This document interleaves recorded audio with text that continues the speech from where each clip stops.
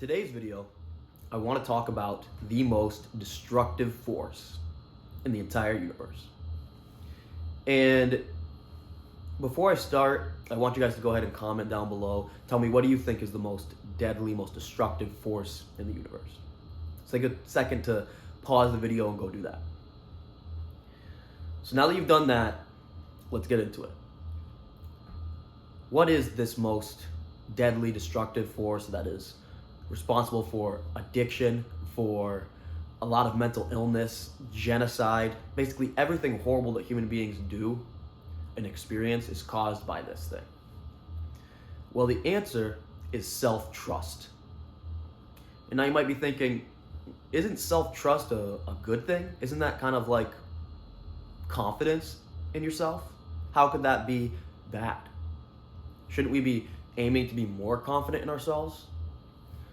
Well, yes, but let me explain how self-trust is actually the thing that keeps you not confident if you have a problem with self-esteem or confidence. So let's first talk about the way that the human mind works. Well, the numbers have been kind of disputed over the years, but what scientists currently believe is that 95% of your thoughts and your behavior is subconscious. It's directed by the subconscious mind. Only 5% of who and what you are is actually conscious, coming from your conscious mind. And so a lot of us think that we are the masters of ourselves. But really, we're only the masters because we're the conscious part of our mind. And we're only the masters of 5% of our minds, of our reality, basically. Okay, there's something called the reticular activation system as well. And this is the part of the brain that basically decides what your conscious mind is going to see, hear, experience. And it basically takes the billions of bits of information that your subconscious mind is processing. And I think the number is that it shows your conscious mind about 7 out of those billions. And so your entire reality is filtered through the reticular activation system, which is an unconscious part of the mind that's determining what you get to see. And so this is where biases come in. This is why people are very rooted in their political beliefs, for instance. It's because their brain is literally sorting. You could have two people who are both reasonable people looking at a political situation and having completely opposite opinions. And a lot of times we think it's due to, different people's different values, and that's why they believe the certain things they do, and that has something to do with it. But what it really comes down to is they're actually seeing that situation differently. Like the information that's being interpreted by their mind is different from that their mind is interpreting and then showing them is different from what the other person is seeing. So when somebody gets shot by the police, if you support Blue Lives Matter, you're literally going to see that situation differently than somebody who supports Black Lives Matter. You're literally interpreting the entire thing differently. And it's not because, what it comes down to is that your brain has already made up its mind about the situation, and it's going to show you an interpretation that supports that interpretation.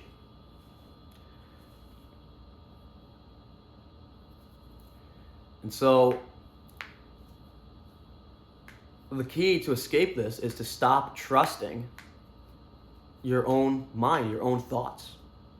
Okay, let's talk about addiction quickly. One of the most powerful therapies or systems to stop addiction, quit addiction, is a 12-step.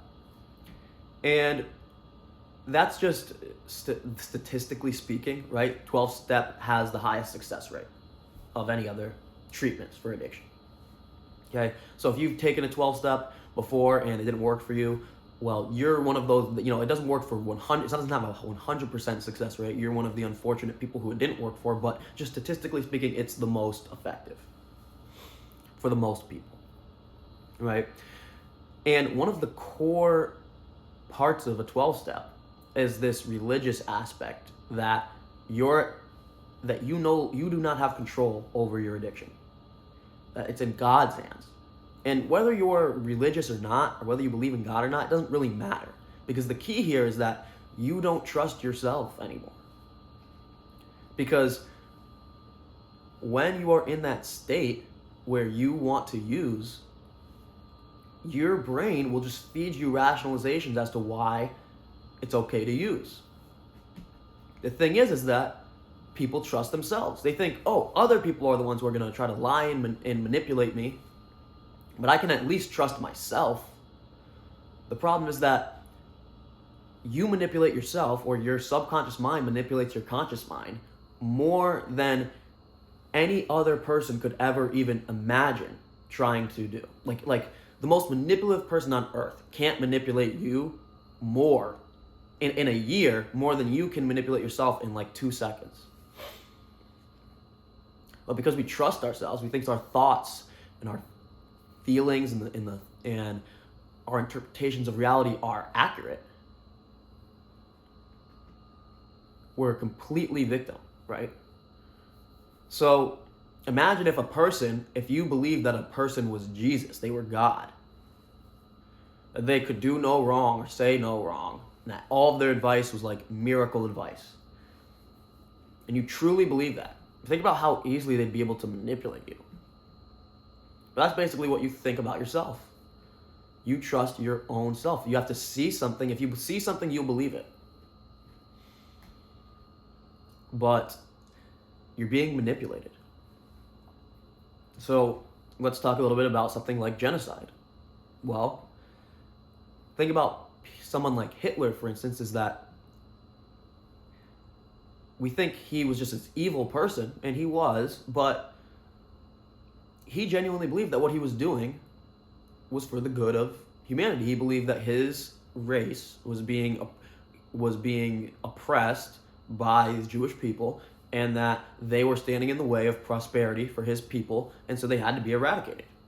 And all of the people who, followed Hitler were convinced of that idea, right? It wasn't like Hitler just said, hey, let's kill a bunch of innocent people. He was like, hey, look, I want to create a utopia where everyone has plenty of money, and everyone has a house and plenty of food, and everybody has a car in their parking lot, in their driveway rather, right?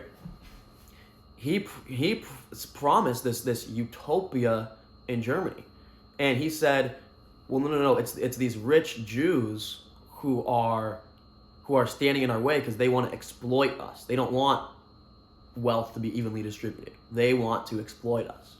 And of course, not all Jews were rich, but this was this idea that he proposed. And so that's why all these Germans got on board with murdering these Jews. It's because they genuinely believed that it was the right thing to do, that the Jewish people were evil, they were bad. And that's because they trusted themselves and their own interpretation of the situation. But their desire for this utopia, where they have plenty of money and food and shelter and nice things and a car, which, by the way, Volkswagen was literally created for Hitler. That was the car that was going to be in everyone's driveway, right? So this was a huge thing. It's mass psychosis that was going on. But getting back to the point, people's desires for this utopian life caused their RAS to interpret the entire situation through this bias. And the fact that you think that if you were born in Germany in that time, and you were a white person with blue eyes and blonde hair, and you were part of this Aryan, master race, as they called it, the fact that you think that you would never go along with the genocide is exactly why it happened. Because you trust yourself. You think, oh, if I was in that situation, I would never be a Nazi. But that's the problem, right? Erich Frum,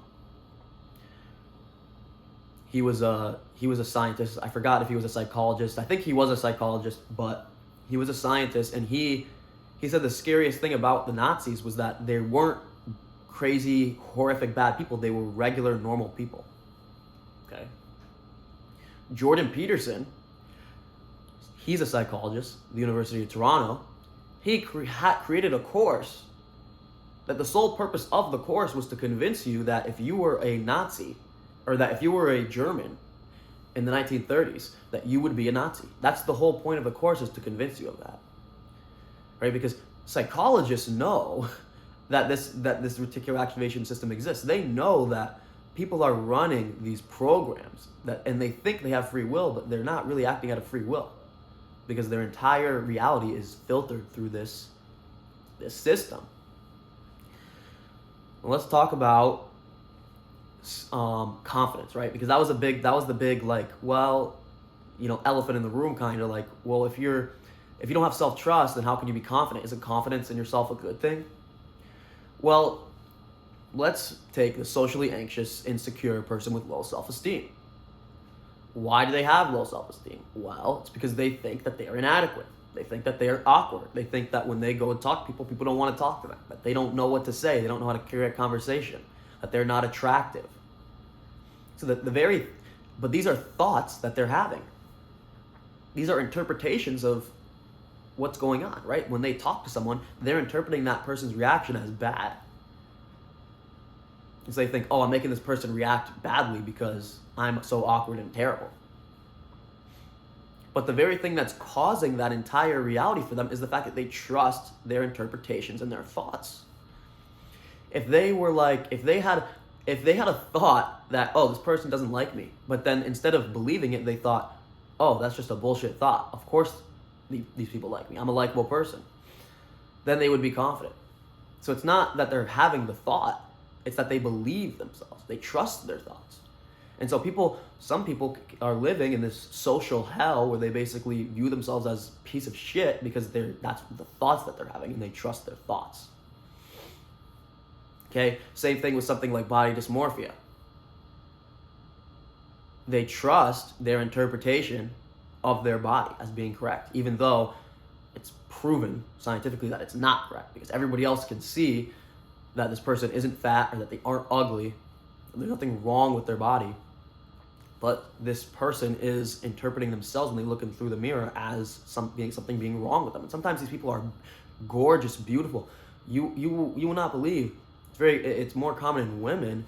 There's beautiful women who are like a 10 out of 10, like just gorgeous, who literally believe that they're ugly because they're having these thoughts, and their brain is filtering their appearance through this lens of body dysmorphia. And so you can see how the idea that we can trust ourselves and our own thoughts is incredibly destructive. And you see, let's talk about free will, for instance. Okay, free will is this concept that we have complete control over what we do. The problem with that is that we live in a universe of cause and effect. We live in a deterministic universe. So how could we be free in a universe like that? And furthermore, we are just a victim of our own psychology. Right? Like, we like to hate people like pedophiles, for instance, but that's because we genuinely believe that, oh, if I was that person, I would never touch a kid. But the thing is that if you were that person, you would touch a kid, because that would be your psychology. And so it's kind of hard to accept this idea that we don't really have free will, that we are not the authors of our own psychology. We are not the authors of our own reticular activation system and our interpretations and our thoughts and feelings. It's hard to accept that. We want to resist that because our free will is like something that we cling to existentially. But the paradoxical thing is that once you realize that you don't have free will, that is true free will, because now you realize that you can't trust a fucking thought that you have. You can't trust any fucking interpretation of reality that you have. And so now you have the freedom to actually go about figuring out what's true and acting in a way that's more aligned with what you truly want, instead of continuing to self-sabotage yourself constantly because you're so out of alignment. And that's true freedom. True freedom is realizing that you're not free. So counterintuitive. But I really want to challenge you to really question the things that you believe, right? So let's say that you believe that black people shouldn't be slaves. Question that. Be like why, right? And it seems like that's just an absurd idea, and it is. I do believe that black people shouldn't be slaves, but I want you to take these really strong beliefs, that things that seem obvious, like you know, should people, we have the slavery example, any example of people suffering tremendously. That kind of stuff seems obvious, that stuff is wrong and shouldn't happen. Okay? Or something else that's obvious, if that stuff is a little bit too gruesome for you, you want to start with something more easy. Question the fact, if you're a male, you're like, how do I know I'm a boy? If you're a female, how do I know I'm a girl? Like, how do I know? Start questioning things that seem obvious to you. Okay? Because you have to get into this mode of you don't trust anything that your mind says. That you don't trust any of the thoughts that are coming into your mind, or the opinions or interpretations you have. And so start doing this. Start questioning literally everything. When they say question everything, I think it was the Taoists who said that, question everything, that is, like, you need to take that to the fucking extreme. Like, there is no limit to what you are willing to question. That's how you break free from this. But what they left out of that famous quote of question everything is question everything and dismiss nothing. Because that's question everything is like, you know, it's too one-sided. It's like, oh, well, you know, everything is bullshit. And that's very powerful, but at the same time, anything could be true or real. So that's the balance there, right? But the thing is that as human beings, we kind of already have the dismiss nothing down, right? That's where fears come from, because we think some people are terrified of cars because they get into a car accident, even though it's unlikely. So they're not willing to dismiss the possibility that they could or get into a car crash. Or plane crashes are even bigger. A better example, because plane crashes are extraordinarily unlikely. You're like more likely to be struck by lightning or something. But people still won't dismiss the possibility that they're going to die in a plane crash. So human beings are already pretty good at that part, naturally. But what we're not good at is questioning things. So that's really what you want to work on here, is questioning everything down to the most deepest fundamental things that you think are completely obvious.